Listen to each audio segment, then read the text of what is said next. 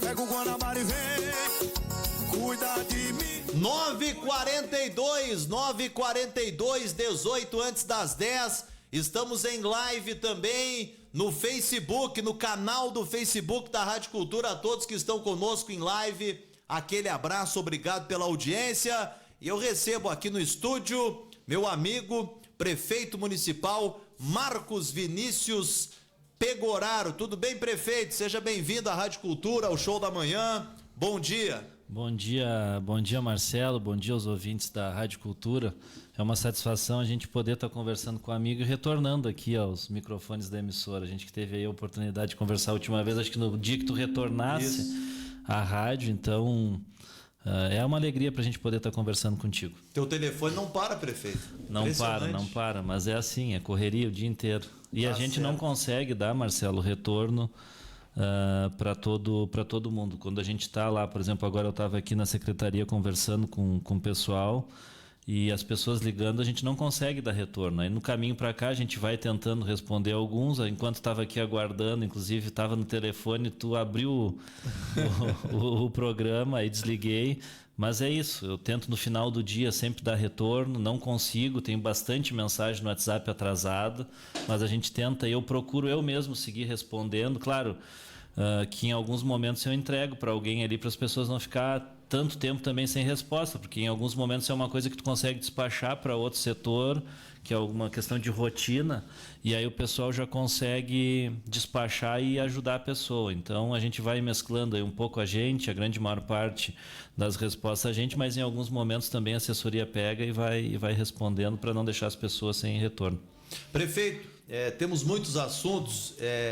Começamos com a troca de secretários, né, a troca do secretariado, até por conta que muitos secretários saíram, né, não só secretários, por exemplo, a gestora do hospital também saiu, diversos agentes saíram por conta da lei eleitoral, né, do tempo de desincompatibilização, de afastamento para poder concorrer.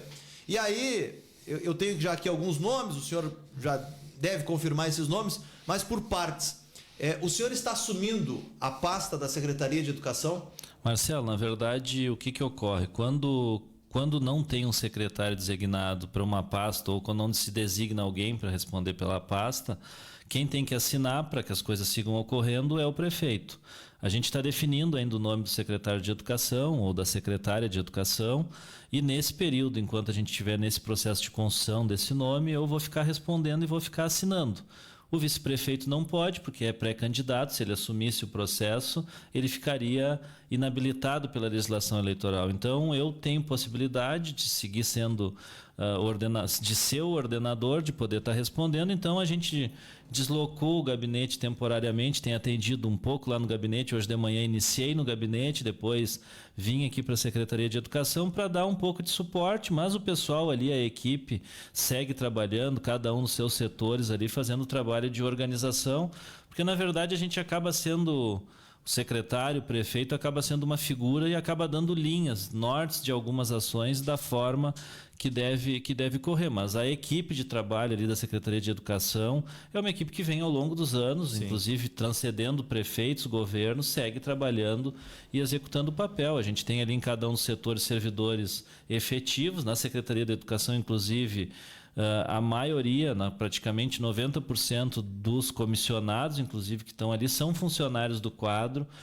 e de carreira. Então já tem um conhecimento sobre a situação e a gente está ali para fazer a assinatura do que precisa assinar, fazer os encaminhamentos e estar junto com o pessoal e também ver alguns programas que a gente gostaria de já ter implantado. A gente precisa finalizar a creche da Vila Isabel, a gente precisa fazer o processo de testagem de rede, que é uma situação que a gente já vem falando há bastante tempo, então a gente também vai ajudar nesse processo de construção dessas situações aí que a gente ainda tem que desenrolar.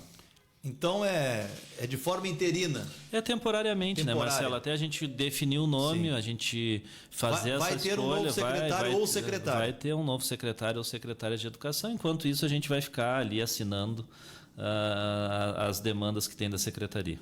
Rodrigo Milik, Ações Estratégicas. Jaime Silva em Obras.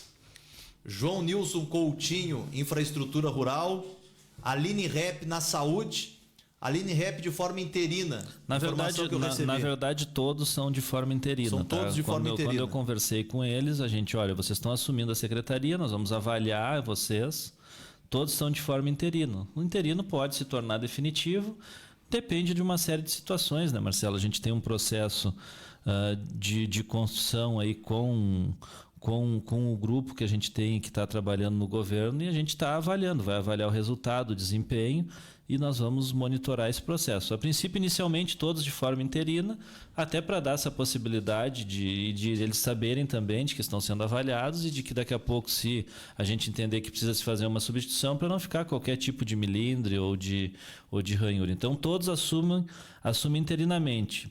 Tenho confiança plena em todos que estão assumindo. A Aline, na saúde, já vinha há muito tempo ali, transcendeu os secretários do nosso governo que ocuparam o cargo desde a Miriam até o Eliezer agora.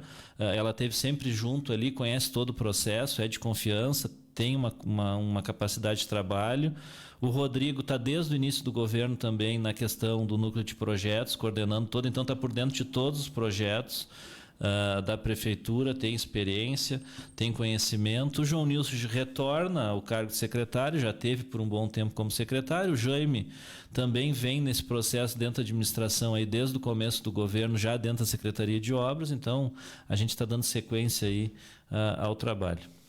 Não é mais secretário Christian Rodrigues da Cruz, Assistência Social e Direitos Humanos. Na Assistência Social, acabei não relatando. A Karen, ela fica respondendo, a Karen é funcionária de carreira e ela fica interinamente também respondendo pelo cargo de Secretaria de Assistência Social. Karen? A Karen, que é funcionária de carreira lá da Secretaria fica de Assistência Social. Isso. Assistente Social. Na educação, por enquanto, então, o prefeito Vinícius. Na saúde, Aline Rep. Na fazenda fica Vitória Luna, né, permanece. Na administração, Fernanda Jardim Barbosa da Fonseca permanece. Desenvolvimento econômico e urbanismo, agricultura, pecuária e cooperativismo permanece Nilson Nuremberg. Nessa de obras, trânsito, serviços urbanos, infraestrutura rural e ações estratégicas foi desmembrada para 3. Na verdade, nós tínhamos... era o secretário Mauro que respondia por todas as pastas. Nós tivemos um processo no final do ano passado, durante o ano passado, de queda de receita. O FPM começou a cair drasticamente, caiu um pouquinho, caiu 25% num período, depois no outro período caiu mais 12%, então o impacto foi pesado. A gente tomou por decisão naquele momento fazer os ajustes internos necessários, sobrecarregamos, algumas pessoas se desdobraram, o secretário Mauro mesmo a gente tem que destacar. A gente vinha num processo, Marcelo, e tem que ser bem verdadeiro. As obras de pavimentação tinham praticamente parado. A situação do conserto de máquinas para manutenção das estradas rurais com muita dificuldade, não andando na celeridade que a gente teve em outros momentos, principalmente lá no início do governo. Claro, depois com a pandemia teve-se um problema grave. O secretário Mauro se desdobrou, assumiu 3 secretarias, as obras de pavimentação voltaram a acontecer, a gente resolveu problemas que aconteceram durante o processo de execução, por exemplo, ali na rua Fernando Osório, inclusive tem alguns ajustes para se fazer. Precisamos retomar agora a rua Ângelo Grana Garcia, que é lá onde tu reside, temos que continuar a João de Deus Nunes, conseguimos retomar a pavimentação comunitária, então acabou se desdobrando, se doando para o processo, eu tenho que reconhecer isso, e isso se deu, a gente acabado tendo que centralizar porque houve uma queda de arrecadação. Alguns municípios da região aqui optaram por não diminuir a estrutura de cargos em comissão e de secretarias e acabaram parcelando o salário dos servidores públicos. Nós optamos por tomar uma medida dura.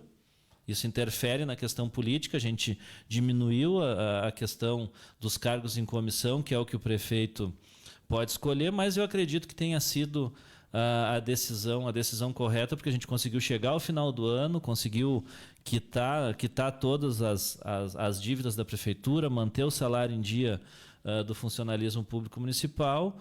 E agora nós temos um cenário de orçamentário diferente, nós temos uma realidade diferente, e isso nos propicia novamente poder estar reorganizando as secretarias, então poder reestabelecendo o quadro aí de secretários.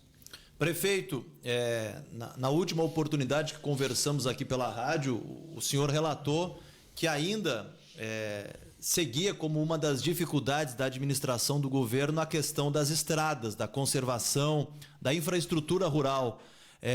O senhor avalia que, por exemplo, de fevereiro, né, foi aquele período, março, até hoje, nesses últimos meses, teve um avanço significativo na questão das estradas? A gente veio... Ou ainda segue como principal ponto de debate do governo? Não, continua como principal ponto do debate do meu governo, como era dos governos que me antecederam. Se nós analisarmos o histórico da questão do histórico do município, inclusive estava olhando aqui uma mensagem, o Sebastião, que é um diretor da Rádio Coirmã, me falava que na época do prefeito Queca Nunes, os relatos lá de histórico da casa já eram o maior desafio do governo, qual era? A estrada rural. Canguçu é um município atípico no estado, atípico na região, é impossível querer comparar Canguçu com Cristal, é impossível querer comparar Canguçu com Morredondo, com Cerrito. São municípios que, se tu pegar o 4º distrito, é maior que o Cerrito, o 4º distrito é maior que o Morredondo, o 5º distrito é maior que o Cristal. Então, o próprio prefeito Cristal, o Marcelo, numa janta que a gente se encontrou, ele perguntou: quantas motoniveladoras tu tem, Vinícius? Eu tenho 13 motoniveladoras para a zona rural e 14 ao total. Uma fica na zona urbana e atendendo algumas regiões no interior na volta da zona urbana. E aí ele fez a conta com as motoniveladoras que ele tem e com o tamanho do município. Se nós fôssemos ter a mesma proporcionalidade, nós deveríamos ter 33 motoniveladoras pela conta dele naquele momento. Então é uma realidade e é um desafio que o município de Canguçu tem e vai seguir tendo. Isso daí é inerente do processo. E tem um agravante nesse processo: o agricultor evoluiu muito da porteira para dentro e a prefeitura é muito amarrada na evolução. A gente não evoluiu a ponto de fazer as transformações nas vias rurais da forma que o agricultor evoluiu. A gente ainda segue construindo, em boa parte, pontes de madeira. E o trânsito que era antes, lá 30, 40 anos atrás, de uma carreta de boi, hoje é uma carreta bitrem que está passando. É uma colheitadeira bem maior. A gente tem projetos que são da Defesa Civil Nacional, aí, quando dá essas enxurradas, que as colheitadeiras são largas e não passam. Então agora nós tivemos uma perspectiva, por exemplo, na questão das pontes, que é a mudança delas por galeria de concreto. Tem que fazer as cabeceiras, ainda tem, é óbvio que tem que fazer, mas a gente está dando os passos e essas galerias novas é uma perspectiva de futuro que vai dar uma qualidade e vai exigir menos da prefeitura a manutenção. Uma ponte de madeira hoje, construída com a madeira que a gente tem disponível, que a grande parte é eucalipto precoce, não dura mais que 4 anos. 3 anos... em média, 4 anos em média, mas normalmente com 3 anos começa a dar problema, mesmo colocando trilho. Mesmo colocando trilho, que é uma situação que nós retomamos a fazer durante o nosso governo, que antes não era feito. Então a gente tem muitas pontes para resolver. A extensão de estradas, com o clima que a gente enfrentou muito severo lá em setembro, o clima que exigiu a mudança, inclusive, do roteiro para a questão do seguro agrícola na área da soja, por exemplo. Teve que se mudar a janela do seguro agrícola, da questão da plantação, porque o excesso de chuvas atrapalhou o plantio. Então, essa realidade de mudança repercutiu também nas estradas. Alguns agricultores em algumas lavouras não conseguiram entrar, porque estava muito molhado o terreno e não conseguiram plantar. Mas isso já faz 6 meses. Realmente faz 6 meses. Mas de setembro até agora não fez só tempo bom. Então, isso se agrava.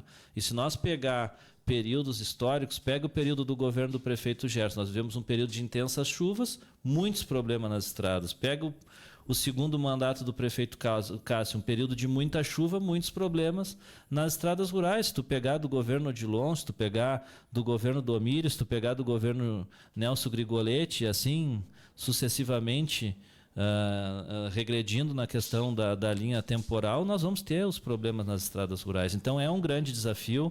O debate realmente precisa ser ampliado, a gente precisa construir soluções para esse processo, mas é um dos pontos de muita dificuldade do município, do nosso governo. A gente sempre falou isso, mas como foi também de outros mandatos. Prefeito, o município decretou situação de emergência, né, por conta do forte temporal que atingiu o nosso município. Segue em decreto de emergência o município de Canguçu, prefeito? A gente computou os dados, Marcelo, inclusive ontem a gente comunicou, porque o que aconteceu? Se teve o temporal e se teve os prejuízos. Sim. Mas a gente vive um momento que é o maior produtor de tabaco do Brasil. E a falta de energia, principalmente na nossa zona rural, foram mais de 15, 16 dias, 17 em alguns casos, isso faz com que o agricultor, no momento que mais precisa da energia, que é no momento da secagem do seu tabaco, tenha prejuízo, porque o fumo acaba não sendo seco da forma adequada, ele vai acabar perdendo em qualidade. Então a gente teve um panorama inicial que nos encaminhou lá a questão da situação de dificuldade, e eu solicitei a Emater que fizesse uma atualização devido a esses dias sem energia. E o prejuízo na cultura do tabaco ele ampliou. A gente tem hoje um prejuízo estimado nas culturas da cadeia produtiva do leite também, que com a falta de energia também teve repercussão negativa, principalmente no tabaco e no leite. A gente tem também na questão de outras culturas em torno de 3 milhões de reais, mais de 3 milhões de reais de prejuízo econômico aí gerado como efeito dessa situação. Prefeito, até para a gente finalizar também a dança das cadeiras, e é uma dança das cadeiras por conta da lei eleitoral, até para ficar também específico aos ouvintes, não foi o prefeito que acabou tirando os secretários, né? Foi uma obrigatoriedade da lei eleitoral. Gestão de um hospital de caridade de Canguçu, prefeito, sai Miriam Neutzlink, né, a gestora do hospital, e assume a gestão Eda Maria Fick Casarim. A Eda também é uma servidora que, quando a gente assumiu a gestão, ela já estava lá no hospital, ela já vinha trabalhando, e ela estava sempre ao lado da Miriam aí. É um processo, como eu falei, é temporário. A Miriam está afastada para ela não perder a condição de possível candidatura. A Miriam vai ser candidata, o partido, se necessário, conta com ela. Então a gente está avaliando esse processo. O processo de janela eleitoral ele fechou agora no sábado, então a gente está aguardando ainda para ver como deixar a poeira baixar, para a gente conseguir ter capacidade de visualizar toda essa situação dessa movimentação e avaliar. Agora a Miriam é um nome qualificado, é um nome preparado, tem aí um trabalho dentro da gestão do hospital que é reconhecido pela nossa comunidade, e ela pode contribuir positivamente nesse processo eleitoral por essa construção de gestão que ela fez e essa expertise que ela conseguiu lá, junto com o apoio da prefeitura e também dos servidores do hospital, que ela conseguiu fazer essa transformação aí na unidade de saúde que estava praticamente fechada e hoje está com serviços a mais funcionando e brigando para conseguir novos serviços. Daqui a pouco a gente fala um pouco mais sobre política, né, prefeito? Ainda sobre a administração, dois assuntos muito importantes que assolam a nossa população, um principalmente da zona urbana, outro principalmente na zona rural. Eu começo com a demanda maior nesse momento, a questão da falta de energia elétrica no interior. Eu sei que é a cargo da CE Equatorial, né? E aí é parte do governo do estado. Mas o que o governo municipal fez ou está fazendo, prefeito, para ajudar, para colaborar com esses agricultores, com esses produtores? A gente viu aí localidades com 12, 13, 14 dias sem energia elétrica. A gente viu aí produtores, agricultores perdendo leite, perdendo carne, tendo a produção de fumo prejudicada. Recebi relatos aqui, prefeito, e aí uma questão muito triste de pessoas que tinham que deixar ali vacinas, remédios na geladeira e acabaram também perdendo. Nós tivemos que remanejar as nossas vacinas, os nossos medicamentos que precisam ser refrigerados. Nós tivemos que fazer um roteiro de resgatar para não ter o prejuízo de perder esses medicamentos e depois ter que descartar. Então, quando a temperatura começou a baixar a um nível crítico e a gente não tinha essa perspectiva, os pós-saúde do interior tiveram que fazer esse processo de remanejo para nós não perder, né? Qual foi a sua atuação e o que o senhor está atuando ainda em relação a esse assunto junto à CE Equatorial, prefeito? E o mais difícil desse processo, Marcelo, é que é o dano que causa quem mais precisa. E eu falava isso no dia que a gente teve a reunião lá, mais uma vez, porque foi o segundo evento e a segunda situação que a gente vê que o fluxo de informações dentro do Equatorial ele não ocorre de maneira adequada. A gente tem que estar sempre evoluindo, mas o fluxo não ocorre de maneira adequada. Eu falava que o que mais impacta é que quem mais precisa, quem trabalha um ano inteiro para criar um animal, para poder fazer o abate dele, para poder ter essa carne refrigerada para o ano inteiro, acaba, se não conseguir deslocar ela para um vizinho que tem energia, acaba perdendo tudo. E são pessoas simples, são pessoas humildes. Então, isso é o que é mais impactante nesse processo. Mas o que a gente relatou? A gente teve uma série de reuniões dos prefeitos, tanto o prefeito aqui de Canguçu como vereadores, a gente foi recebendo a questão das mensagens da comunidade, sempre encaminhando para a CE, que acaba sendo um papel que a gente acaba fazendo. Além disso, eu tive em Porto Alegre no dia do temporal, no outro dia já. Eu estava em Porto Alegre, aproveitei e já fui. Aí eles me apresentaram um superintendente regional que estaria assumindo. Na sexta-feira, isso foi na quinta, no início da outra semana, na segunda-feira, a gente esteve aqui na regional em Pelotas para conversar com um diretor que desceu de Porto Alegre, mais com o regional que tinha assumido, dada a situação de dificuldade. Nós tivemos também com os prefeitos da Zona Sul 3 reuniões, uma reunião online dos prefeitos, uma reunião presencial em Porto Alegre com o presidente e uma outra reunião presencial aqui em Pelotas. Então, a gente exerceu esse processo de presença, mas principalmente o que a gente cobrou é a questão, a gente sabe que quando vier um temporal, pelo histórico da construção das nossas redes, pela situação que elas estão passando pelo meio das propriedades, boa parte dos postes ainda ser de madeira, nós vamos ter algumas dificuldades com o clima que a gente está enfrentando. Mas o fluxo de comunicação ele não está funcionando corretamente. A gente teve pessoas no 5º Distrito de Canguçu, aonde as pessoas informaram através dos sistemas da CE que não tinham energia.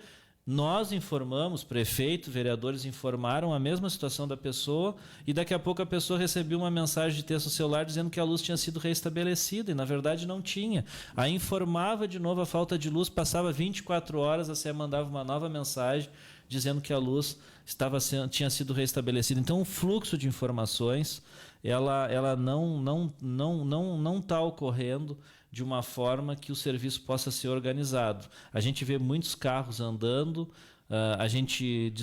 eu acabei tomando conhecimento agora de que os carros leves e algumas caminhonetes elas conseguem fazer alguns tipos de serviço, mas serviços pequenos, mas o grande papel delas é fazer a revisão do sistema, Marcelo, verificar quando tem uma rede, ela tem as divisões dela, mas pegar essa divisão que está com problema e percorrer toda ela para tentar descobrir o que foi que causou a falta de energia, se tem algum poste caído, se tem algum galho encostando um fio e circuitando o sistema, se tem alguma coisa causando problema, para depois vir uma equipe maior e fazer esse processo. Mas o que a gente viu? A questão do desconhecimento, e aí aquele dia na audiência pública na Câmara a gente relatou, o desconhecimento da dimensão, e a nossa região tem essa característica, Canguçu muito grande, Santana da Boa Vista, que Santana não é CE, é RGE, mas Piratini muito grande, Pinheiro Machado muito grande, Santa Vitória muito grande, Pelotas com uma extensão territorial também grande, Rio Grande, a gente acaba sofrendo porque as pessoas não têm conhecimento. E aí a gente colocou uma outra situação que, por exemplo, quando a CE assumiu, ela fez o georreferenciamento de 100% dos pontos de iluminação pública e cobrou a prefeitura de 5 anos para trás de alguns pontos que não estavam lá na conta deles, que a prefeitura teria utilizado e se tivesse o registro de quando foi instalado, diminuiria, mas fez a cobrança. Por que eles não usam esses pontos de georreferenciamento para aperfeiçoar a gestão e para as pessoas poderem chegar? Chegar, por exemplo, lá no fundo da cordilheira, onde 5, 6 famílias ficaram sem energia, eles ficavam mandando mensagem de que a luz estava restabelecida. Lá na Colônia Palma, como ocorreu, aqui no entorno, lá no 3º Distrito, que demorou para chegar a energia. Aí tu conversava com os moradores lá, o pessoal do comércio, Vinícius, é só uma chave que está caindo, que está caída ali, porque leva a energia para o Rincão do Progresso. É a gente fazendo essa comunicação, o morador informando. Aqui no Potreiro Grande, o morador mandando foto de onde o poste está caído. Então, em alguns locais, no 5º de Canguçu, no interior de São Lourenço, as pessoas pagaram para um eletricista ir lá e emendar o fio, Fonseca, porque a CEI não chegava até o final da rede. Aí 5, 6 moradores ficavam sem por causa de um fio. Então, esse processo de organização dessa gestão do enfrentamento tem que evoluir, a comunicação tem que evoluir. As equipes que estão ali na rua têm que ter mais autonomia. Se ela tem condição e habilitação para levantar uma chave, ela conferiu a rede até o final, Tá, não tem problema, dá para bater a chave, bate a chave, mas tem que estar capacitada e habilitada também. Então essa autonomia, ela acaba sendo, parece não ter, acaba sendo muito centralizado, tem que ir para o setor conferir, e aí depois vem autorização. Aí a equipe já foi embora e vai voltar só no outro dia ou 2 dias depois, porque surge outra demanda no outro lugar. Então é uma situação de dificuldade. Eu quero dizer aqui que acredito que se fosse a CE pública nós teríamos também essa dificuldade, porque o clima ele tem realmente sido bem crítico, não é uma situação, e nós temos que seguir cobrando, a ANEEL tem que seguir fiscalizando, a agência de regulação, a AGERGS, tem que seguir multando a Equatorial privada do mesmo jeito que multava a Equatorial, a CE pública, para que a gente tenha uma melhoria no serviço prestado. Prefeito, antes de falar de política, outro assunto pertinente, eu também sei que não é a responsabilidade do serviço do município, mas o município tem uma importante atuação, principalmente de cobrança, que é em relação à Corsã, e estivemos juntos, né? O senhor esteve presente, eu estava como cidadão lá na audiência pública com a Corsã, pela falta de abastecimento, e não só pela falta de abastecimento, né, prefeito? Também por outras questões aí, qualidade do serviço, enfim, vários aspectos que foram debatidos. Prefeito, até para a gente fazer só um assunto em relação à Corsã, o que o senhor tem buscado de informações junto à Corsã? Eu vi que o senhor esteve aqui na sede da Corsã em Canguçu, conversando aí com os responsáveis. O que o senhor tem de respostas em relação à Corsã, à situação da água? E atualiza em relação a esse contrato que muito se comenta, que não está assinado ainda.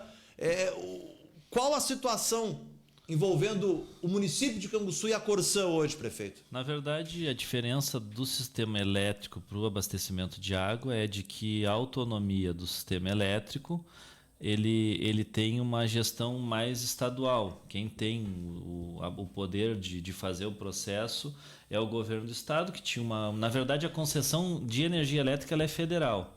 O governo do estado tinha concessão por meio de uma empresa pública, a CE, e ele vendeu essa empresa, privatizou ela, e a concessão foi automaticamente passada para a Equatorial. Na questão da água, o poder de concessão do serviço ele é dos municípios. Tá? O município tem o poder de definir o seu rumo. Então, a gente tem a possibilidade de assinar um contrato com a Corsã, assumir a gestão do processo de forma pública, como é aqui em Pelotas, ou fazer um processo de privatização, de concessão, como é, por exemplo, em Uruguaiana, que é um case que tem realizado aqui no estado do Rio Grande do Sul, que inclusive há tempos atrás veio, inclusive na Câmara de Vereadores, o ex-prefeito Sanchotene Feliz, que foi quem fez esse processo. O último contrato assinado com a Corsã e a Prefeitura foi em 1996. Esse contrato ele tem uma cláusula lá de renovação automática, então a gente tem um resguardo contratual, tanto é que a Corsã segue prestando serviço. De 96 para cá, a gente tem visto que a Corsã, ao longo dos anos, não tem cumprido aquilo que está estabelecido nos contratos. Quando a gente votou lá em 2016 a possibilidade de renovação, ainda lá no governo Gerson, foi votada a possibilidade de renovação com a Corsã, legislação válida hoje, a gente incluiu, os vereadores incluíram, eu era vereador na época, uma série de amarras e de possibilidades de multa caso não cumprimento. Por exemplo, a questão da barragem que se fala, e é uma demanda que nós precisamos hoje, a Prefeitura cede a barragem lá do Distrito Industrial num caso de emergência. A gente fez lá, na época, inclusive estava o ex-prefeito Cássio, eu falei, se não fosse o ex-prefeito Cássio pegar a máquina da Prefeitura e cavar toda a rede lá do Pantanoso até a cidade, não ia ter a adutora do Pantanoso, vamos ser bem verdadeiros. A Corsã vem dando exemplos ao longo dos anos de não cumprimento daquilo que está estabelecido. A gente tem uma nova realidade hoje, a Corsã não é mais pública, tem um potencial de investimento, de buscar, então muda um pouco o cenário, mas aquilo que eu falei, a gente tem um histórico, por exemplo, lá em 2009, 2010, o prefeito Cássio mandou uma lei, a Lei 3.518 de 2010, criando uma autarquia municipal.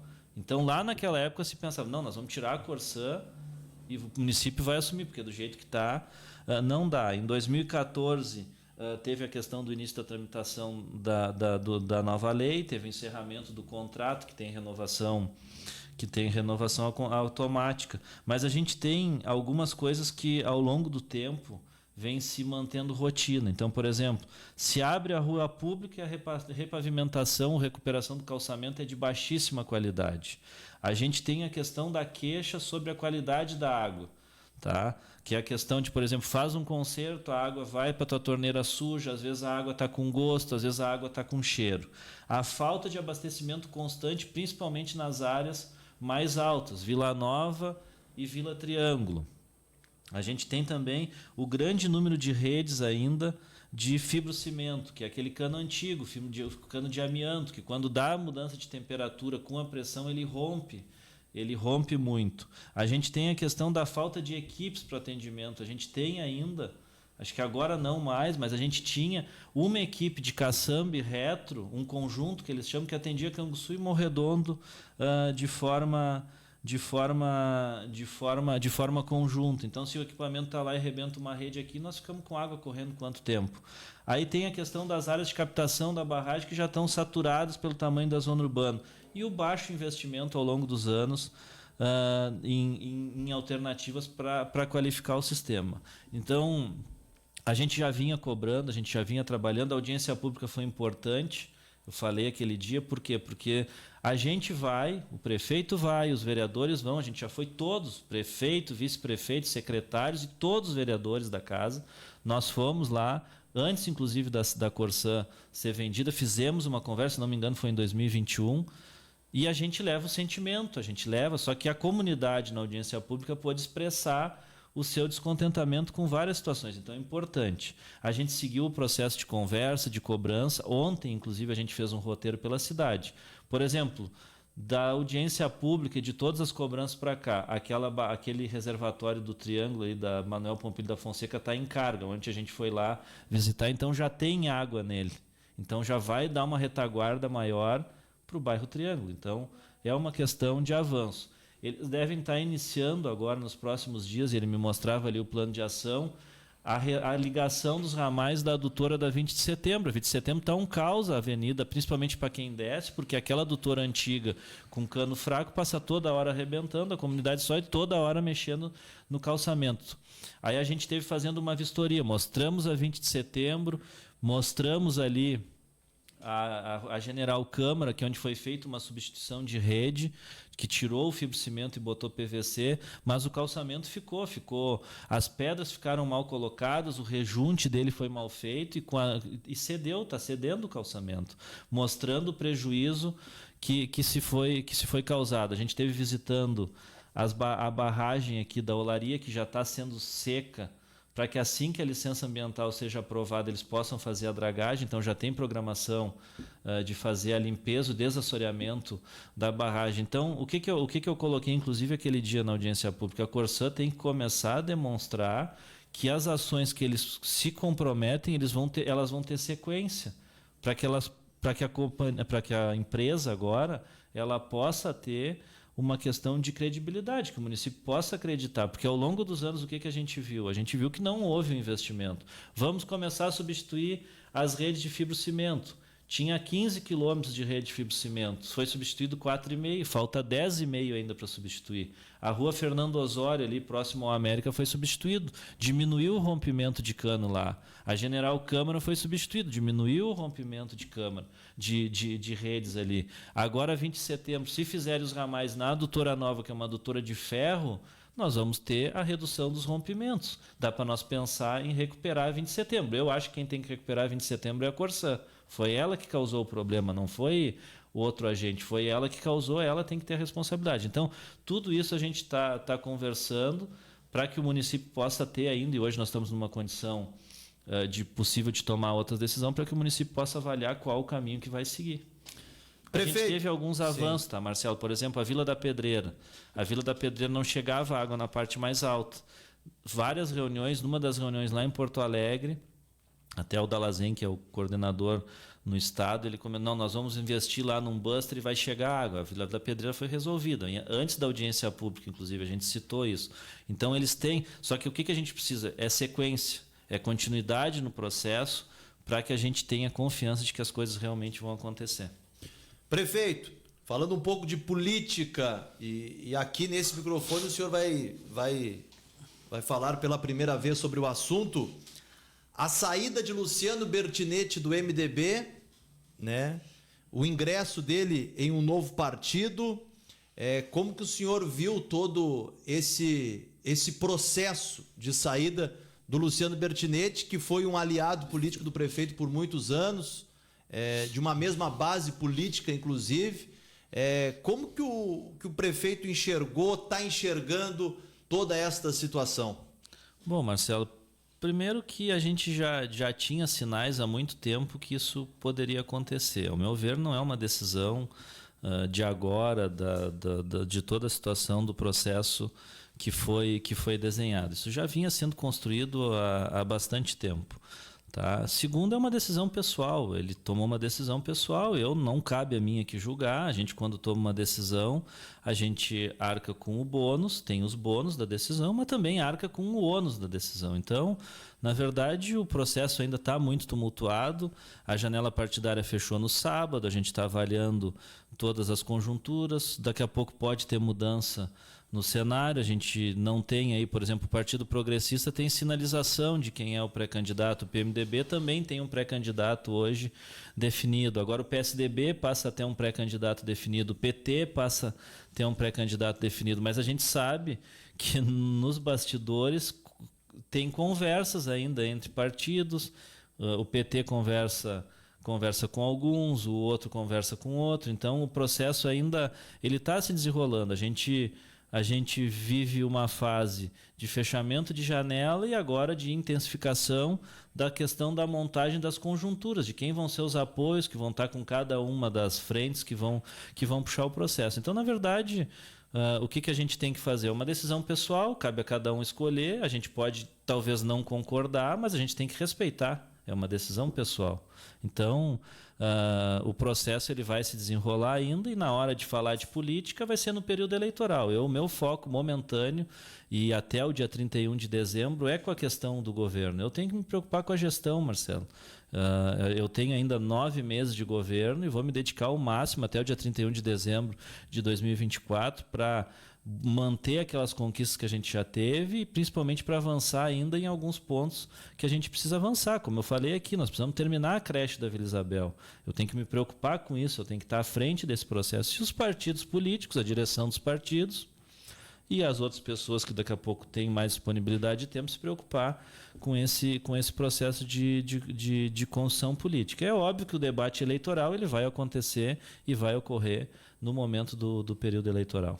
Respinga no senhor, prefeito, porque o senhor hoje é a principal liderança do MDB em Canguçu e talvez seja uma das principais da região, e inclusive com um nome em potencial, por exemplo, para concorrer para deputado estadual daqui a 2 anos. Por isso que com certeza surge o assunto político juntamente ao prefeito Vinícius. Por exemplo, ficou alguma mágoa com o vereador Luciano por essa saída?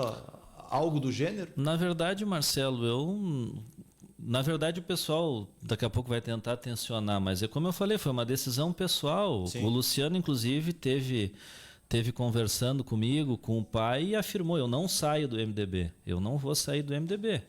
Eu vou continuar aqui, sou pré-candidato, se tiver uma prévia vou disputar, se não vou ser candidato a vereador. Isso ele falou lá na casa do pai. Então, na verdade, é uma escolha pessoal. Ele escolheu esse processo. Eu, particularmente, acho que isso já vem sendo construído há mais tempo. Eu não tenho mágoa nenhuma, eu não guardo mágoa de ninguém, Marcelo. Eu não levo as coisas para o coração, porque, na verdade, a gente tem que ter a capacidade no processo político de saber que se tem escolhas. Do mesmo jeito que algumas decisões minhas, algumas pessoas que estão no governo podem não concordar, eu posso não concordar com decisões de outras pessoas, mas cabe a mim julgar. Não, eu tenho que aceitar uma decisão pessoal, é uma escolha pessoal. E aí, quando a gente tem escolha pessoal, é aquilo que eu falei.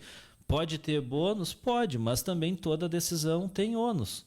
Tá? Do mesmo jeito que a pior situação é não tomar decisão, talvez seja ficar em cima do muro, porque aí tu mostra, inclusive, que nem posição tu tem. Então, na verdade, a gente tem que respeitar o processo. Claro que eu continuo no MDB, o meu candidato a prefeito que eu vou apoiar é do MDB, as conquistas que o governo tem são construídas pelo grupo do MDB, então isso nós vamos estar destacando nesse processo eleitoral. Mas eu não tenho mágoa. No outro momento falei aqui, tu me perguntaste se eu tinha alguma mágoa com o deputado Pedro Pereira. Não tenho, eu tenho uma visão diferente de ver política, de fazer política. Tenho alguma mágoa, sei lá, com o vereador Arion, com outro? Não tenho. Eu não, por exemplo, eu não vou vir aqui atacar pessoalmente alguém, não vou fazer isso, não é a minha forma de fazer política. Não, mas, claro, a gente tem divergências, uns são gremistas, outros são colorados, uns são do Sarandi, outros são do 3 de outubro, outros são do Itararé, uns são do Cruzeiro, outros são do América, do Canguçuense, outros são do Verona, Santa Rosa, cada um tem o seu time. Mas como numa partida de futebol, a gente tem que dentro da quadra disputar e fora dela a gente, inclusive dentro da quadra também tem que se ter respeito. Não precisa brigar, não precisa fazer nada. É possível jogar a partida de futebol, cada um da sua forma, tendo respeito, não precisando brigar, não precisando atacar ninguém. Então, a minha forma de ver é essa e é assim que a gente vai seguir trabalhando até o final do mandato. Agora no final do mandato, o senhor está convidado para treinar conosco às quartas-feiras. Tem gente de tudo que é partido, prefeito, para dar uma... Já dei uma baixada de peso, Marcelo. Uma equilibrada agora e depois. Eu tenho que dar uma baixada, eu tenho que melhorar a questão da minha pressão. Eu estou indo com cuidado, quero ver se retoma minhas caminhadas matinais aí, que aí a gente, além de caminhar, dá uma conferida no serviço, já sai de manhã. Tia, o Vinícius está caminhando de novo, 6 horas da manhã, está mandando demanda, é lâmpada que não está funcionando, é lixo, é buraco na rua. Só para encerrar, prefeito, sobre política, automaticamente o professor Fininho será o candidato do MDB ou o senhor acha que pode acontecer algo de novo nesse processo pré-eleitoral? Eu vejo hoje o processo encaminhado para a questão da pré-candidatura do vice-prefeito do professor Fininho. Mas como eu falei, na verdade tem uma série de composições, a gente tem a composição do pré-candidato a vice ainda, a gente tem uma série de situações de composições que tem que ocorrer e que tem muita água ainda para passar por essa ponte aí. O senhor agora descansa um pouco depois da gestão e começa a focar na sua candidatura a deputado estadual, é isso? Na verdade, Marcelo, a minha preocupação hoje, a minha programação pessoal, inclusive eu quero ver se esse ano ainda retomo aos finais de semana e já vi alguns cursos de atualização na área da minha profissão, que é a área do consultório odontológico. A minha programação pessoal hoje, não estou dizendo que isso não possa mudar, mas a minha programação pessoal hoje é retomar o consultório odontológico, assumir o meu concurso na Prefeitura Municipal. Hoje eu sou lotado na unidade de saúde do bairro Fonseca. Quando eu vou visitar lá, a coordenadora da unidade até me mostra aqui, prefeito, a tua ficha está aqui, estou te esperando. Ó.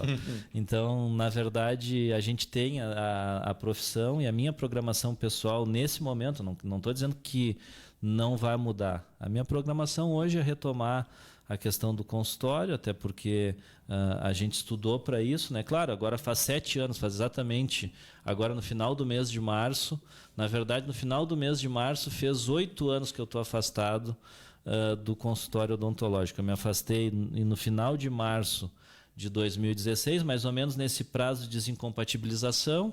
Me afastei do sindicato, me afastei do consultório, segui a licença do concurso público e me dediquei naquela época à pré-candidatura a prefeito. Então fez 8 anos em março desse afastamento e muita coisa mudou, né? Eu estava lendo esses dias, resinas que faz restauração dentária evoluíram, alguns tipos de adesivo, condicionamento que também são para restauração mudaram, uma série de situações se reformularam e a gente tem que se atualizar nesse processo para que quando retornar a profissão e o atendimento às pessoas a gente esteja atualizado a essa situação. A mão a gente não perde. Esses dias eu fui levar o meu filho no consultório no consultório odontológico. O Fonseca disse que está fazendo falta, está sentindo falta.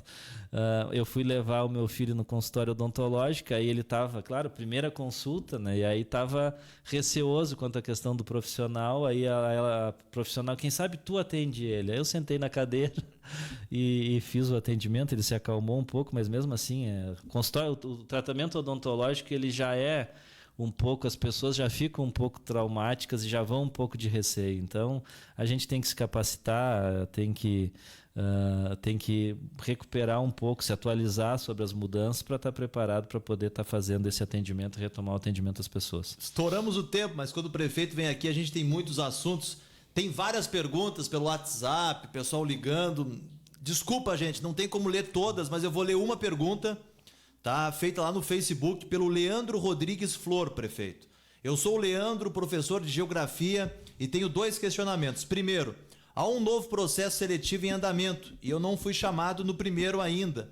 Sou o 8º colocado. Segundo, sobre o sistema de cotas para os negros, o cálculo de chamamento deve paritário e proporcional, não apenas percentual, como está sendo feito. São questionamentos do Leandro Rodrigues Flor aqui no Facebook. Bom, se o Leandro deu uma olhada, na verdade, o processo seletivo que foi aberto foi para os cargos onde já foram chamados todos os profissionais e não teve-se o preenchimento das vagas. Então, se faz um novo processo seletivo e aqueles cargos que ainda tem gente para ser chamada, eles não foram realizados, salvo algumas situações, que eu não sei se é o caso de Geografia, que tem poucos ainda aprovados e foi feita a prova, mas é por óbvio, lógico, que o novo processo seletivo só vai ter que começar a se chamar esses profissionais depois que se encerrar o chamamento do primeiro, que é o que foi feito ali no início do ano. E esse segundo é só para completar, caso tenha alguma situação, e a gente sabe o que ocorre agora. Chega no período que o Estado começa a chamar os contratos, alguns profissionais,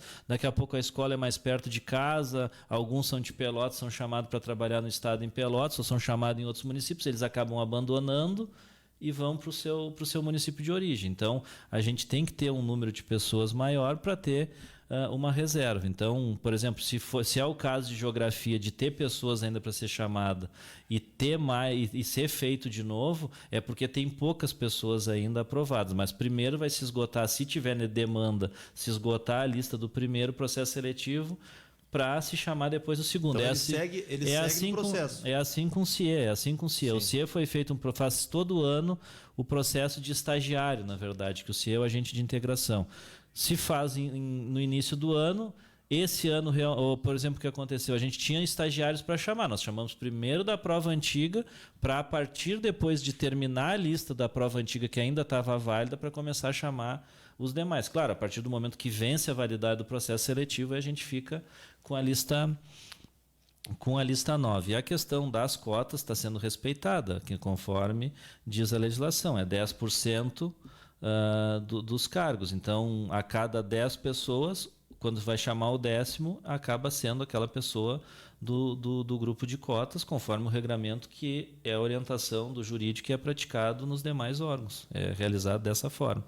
Prefeito Municipal Vinícius Pegoraro, obrigado pela entrevista, sucesso, e o microfone da Rádio Cultura fica sempre à inteira disposição. Obrigado, Fonseca. Eu vi uma enquete no Instagram dele perguntando quem é que tinha jogado mais, se era ele, o Edilson ou o Bolívar. Eu tirei uma foto com ambos. E ele ganhou, mas é mais tempo jogando, né?